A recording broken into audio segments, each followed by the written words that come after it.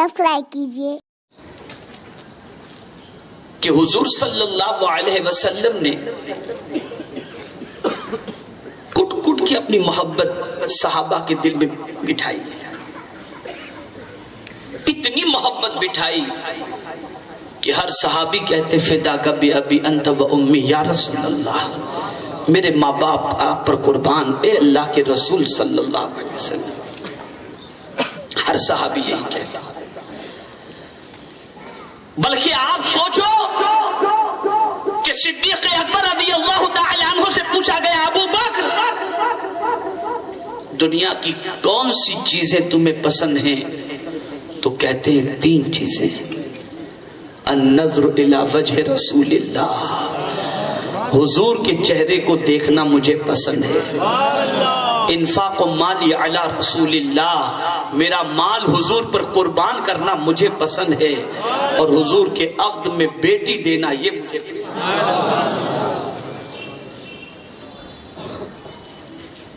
کسی صحابی نے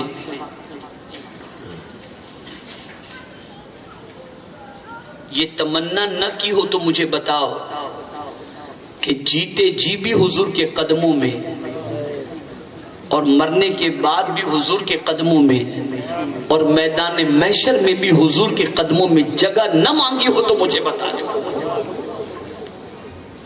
آج تم یہ کہتے ہو کہ حج کو جاؤ تو مدینے جانے کی ضرورت نہیں، اور صحابہ کا عقیدہ اور طرز عمل دیکھتے ہیں تو عقل دنگ رہ جاتی ہے کہ فاروق اعظم جیسے جلیل القدر صحابی کہتے ہیں اللہم ارزقنی شہادتا فی سبیلک واجعل موتی فی بلد رسولک۔ وہ مدینے میں مرنا چاہتے ہیں۔ امام مالک حج فرض کے علاوہ مدینہ چھوڑ کر نہیں جاتے، کہتے ہیں کہ ہو سکتا ہے مدینہ چھوڑ کے جاؤں اور کہیں موت واقع ہو گئی تو مدینہ چھوڑ جائے گا، میں تو جینا بھی مدینے میں چاہتا ہوں اور مرنا بھی مدینے میں چاہتا ہوں۔ صحابہ تو یہ تعلیم دیں، اس شاخ تو یہ طریقہ بتائیں، اور تم کہو مدینے جانے کی کوئی ضرورت نہیں۔ یہ تمہارا بغض بتا رہا ہے، یہ تمہارا نفاق بتا رہا ہے۔ ارے حضور نے تو یہ فرمایا کہ تم سے ہو سکے تو مدینے میں مرو، اور سرکار نے یہ بھی فرمایا من زار قبری وجبت لہو شفاعتی، جس نے میری قبر کی زیارت کی اس پر میری شفاعت واجب ہے۔ ذرا سوچو، اندازہ لگاؤ۔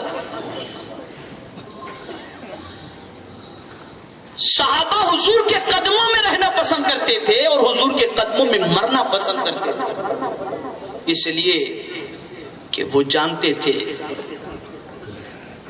کہ آقا کریم صلی اللہ تعالی علیہ وسلم کی محبت اور آپ کا قرب ہی دونوں جہاں میں نجات کا سب سے بڑا سرمایہ ہے۔ تو یہ بات اچھی طرح ذہن میں رکھیں کہ اعلیٰ حضرت کسی مومن کو کافر نہیں کہے، بلکہ اعلیٰ حضرت نے منافقین کے چہرے کو دنیا کے سامنے بے نقاب کر دیا۔ اور آج بھی میں آپ سے کہتا ہوں ان کی تحریروں کو پڑھو اور اعلیٰ حضرت کی تحریروں کو پڑھو تو آپ کو پتہ چلے گا کہ جو معاذ اللہ اپنی کتابوں میں یہ لکھتے ہوں کہ حضور صلی اللہ علیہ وسلم کا خیال آ جائے تو نماز نہیں ہوتی، سرکار صلی اللہ علیہ وسلم کو پیٹھ پیچھے کی خبر نہیں، اس قسم کے کلمات جو اپنی تحریر اور اپنی کتابوں میں لکھتے ہوں، اس سے محبت چھلکتی نظر نہیں آتی، اس سے دل میں قدورت چھلکتی نظر آتی ہے، اس سے دل میں بغض چھلکتا نظر آتا ہے۔ اور سنو، اعلیٰ حضرت عظیم البرکت کسی مومن کو کافر تو نہیں کہتے، بلکہ ہر مومن کے لیے اپنے دل میں عزت، احترام، اس کی محبت اپنے دل میں بسائے ہوئے ہیں۔ میں آپ کو ایک واقعہ بتاؤں، اعلیٰ حضرت عظیم البرکت امام عشق و محبت امام احمد رضا خان محدث بریلوی علیہ الرحمت والرضوان کے حوالے سے عرض کروں، آپ جانتے ہیں اعلیٰ حضرت عظیم البرکت امام عشق و محبت کے پاس ایک صاحب تشریف لائے جو سرمایہ سرمایہ دار تھے، دولت کی فراوانی تھی، ملنے کے لیے حاضر آئے، قدم بوسی کے لیے حاضر آئے، اعلیٰ حضرت علیہ رحمہ کے پاس وہ بیٹھے، اعلیٰ حضرت ان کو بٹھایا، گفتگو کا سلسلہ چل رہا تھا۔ اسی دوران حجام اعلیٰ حضرت کا چہرہ بنانے کے لیے حاضر آیا۔ اعلیٰ حضرت عظیم البرکت نے اس غریب حجام کو دیکھا، فرمایا بیٹھ جاؤ، ادھر بیٹھ جاؤ۔ اس سرمایہ دار کے بازو میں اعلیٰ حضرت نے بیٹھنے کے لیے فرمایا اور ارشاد فرمایا، ارے یہ بھی تمہارا مومن بھائی ہی تو ہے، کیا ہوا؟ اللہ نے تمہیں مال دیا ہے تو یہ اپنے پیشے کے اعتبار سے کچھ بھی ہو ہے تو مومن، مومن کے لیے دل میں جگہ ہونی چاہیے، بیٹھ جاؤ ادھر۔ وہ بیٹھ گیا حجام۔ تھوڑی دیر گزری تھی کہ وہ سرمایہ دار اٹھ کر کے چلا گیا، وہ اپنی توہین سمجھنے لگا۔ اعلیٰ حضرت غور کرنے کے بعد فرماتے ہیں کہ آخر وہ کیوں چلا گیا؟ تو اعلیٰ حضرت کو خیال آیا وہ تکبر کی وجہ سے گیا، وہ غرور کی وجہ سے گیا، چہرہ تو پہلے اتر ہی چکا تھا، وہ ایک غریب حجام کے بازو میں بیٹھنا اپنی توہین سمجھ رہا تھا۔ اعلیٰ حضرت پکار اٹھتے ہیں، سنو، ایسے متکبرین کی میرے پاس کوئی گنجائش نہیں ہے، جس کا سینہ حضور کی محبت سے لبریز ہو وہ کوئی بھی ہوگا، اس کی جگہ امام احمد رضا کا دل ہے، وہ یہاں بیٹھ سکتا ہے۔ سبحان اللہ، نعرہ تکبیر، نعرہ رسالت، مسلک اعلیٰ حضرت، سبحان اللہ۔ یہ مومنین کے لیے جگہ ہے، یہ مومنین کے لیے الفت ہے، یہ مومنین کے لیے دل کے اندر رفق ہے، نرمی ہے۔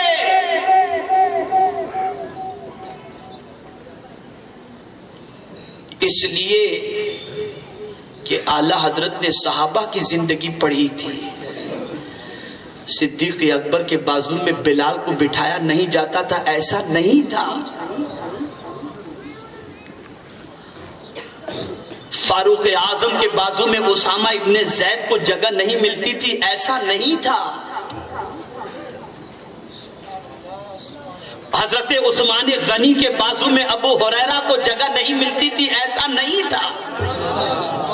اعلیٰ حضرت نے سب پڑھا تھا، ایک ہی دسترخوان ہوتا اور سب مل بیٹھ کر کے کھاتے تھے، نہ کوئی غریب نہ کوئی امیر، جس کا سینہ حضور کی محبت سے لبریز ہو اس کے لیے جگہ دل میں ہونی چاہیے۔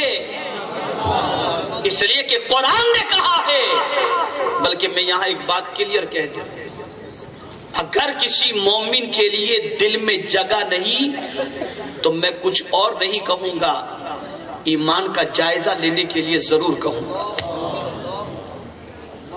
اس لیے کہ قرآن نے کہہ دیا کہ مومن مومن کا دوست ہوتا ہے، مومن مومن کا دوست ہوتا ہے۔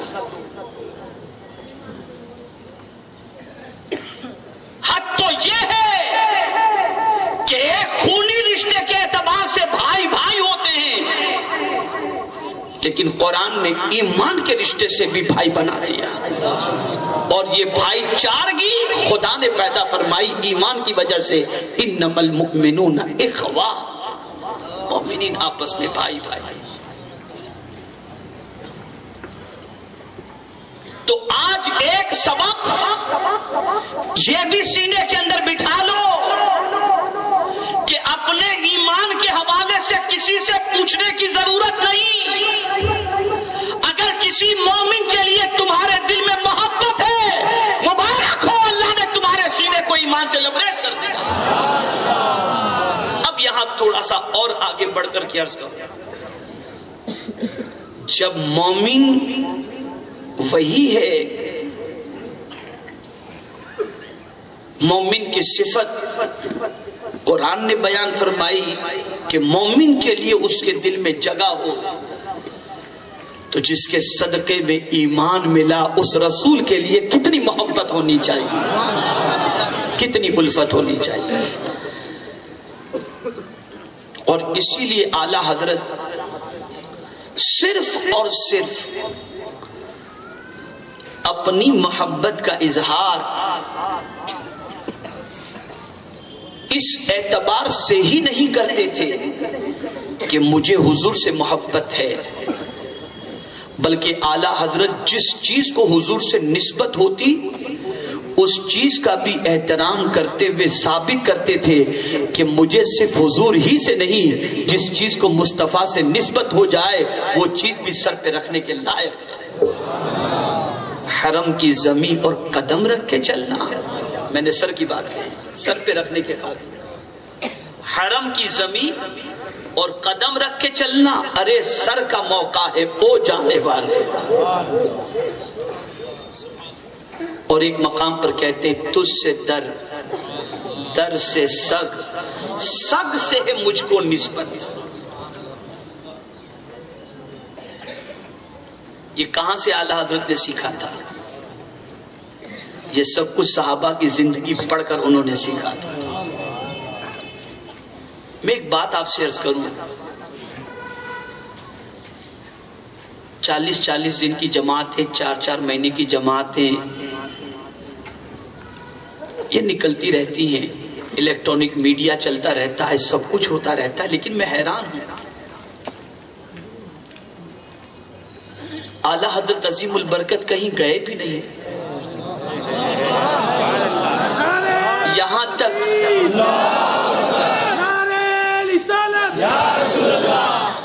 تک کہ اپنے شہر کا باغ بھی زندگی میں ایک بار چلتے چلتے دیکھا، اتنا وقت بھی نہیں تھا کہ باغ، لیکن عالم یہ ہے کہ چٹائی پر بیٹھ کر کے جو کام انہوں نے آج سے کم و بیش 100 سال پہلے کیا، اس کی گھنگرج دنیا کے ہر خطے کے اندر اس وقت سنائی دے رہی ہے۔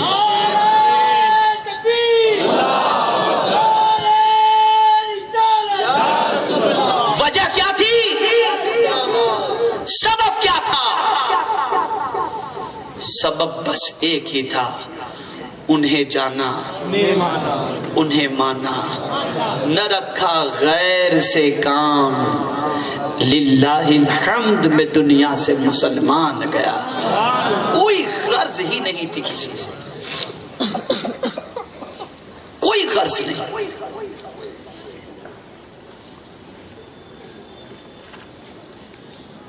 بس ان کا حال تو یہ تھا کہ بس آقا ناراض نہ ہو، ایک ہی فکر رہتی تھی، کوئی چیز ایسی نہ ہو جس سے حضور صلی اللہ علیہ وسلم ناراض ہو جائے۔ اب یہاں ایک بات آپ سے عرض کروں، کسی نے اعلیٰ حضرت سے پوچھا کہ حضور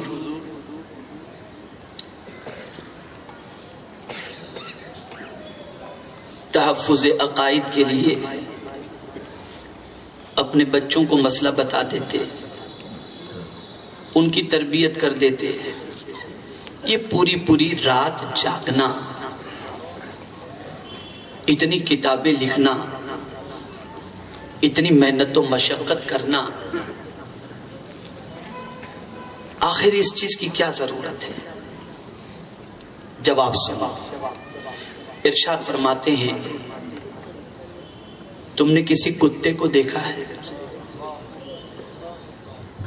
اگر کوئی مالک کسی کتے کو روٹی کا ایک ٹکڑا دے دے تو کتا پوری رات اس کے گھر کی حفاظت کرتا ہے، کسی چور کو گھسنے نہیں دیتا۔ احمد رضا بھی نبی کے در کا کتا ہے، انہی کے در کے ٹکڑے پہ پل رہا ہوں، اس لیے پہرا دے رہا ہوں تاکہ کوئی مصطفیٰ کی محبت حضور کی امت کے سینے سے نکالنے نہ پائے۔ یہ عشق تھا، اسی لیے کہتے ہیں نا، ہند میں رہ کر دیتا رہوں پہرا تیرا، اسی لیے اعلیٰ حضرت نے کہا ہے یہ پہرا دے رہے ہیں، اور ایسا پہرا دیا کہ 1 صدی گزرنے کو آئی، کل تک بریلی والے اعلیٰ حضرت کو جانتے تھے، ہندوستان والے جانتے تھے، اور اعلیٰ حضرت عظیم البرکت کے دور پاک کے اندر حرمین طیبین کے کچھ لوگ جاننے والے اور دیکھنے والے پہچانتے تھے، لیکن آج 1 صدی کے اندر اعلیٰ حضرت پر اتنا کام ہو رہا ہوا ہے اور مزید ہو رہا ہے کہ میرے پیارے آقا صلی اللہ علیہ وسلم کے پیارے دیوانوں، نسلاً بعد نسلین اعلیٰ حضرت عظیم البرکت امام عشق و محبت کے چاہنے والوں کی تعداد کل بھی بڑھ رہی تھی اور آج بھی بڑھتی ہوئی نظر آ رہی ہے۔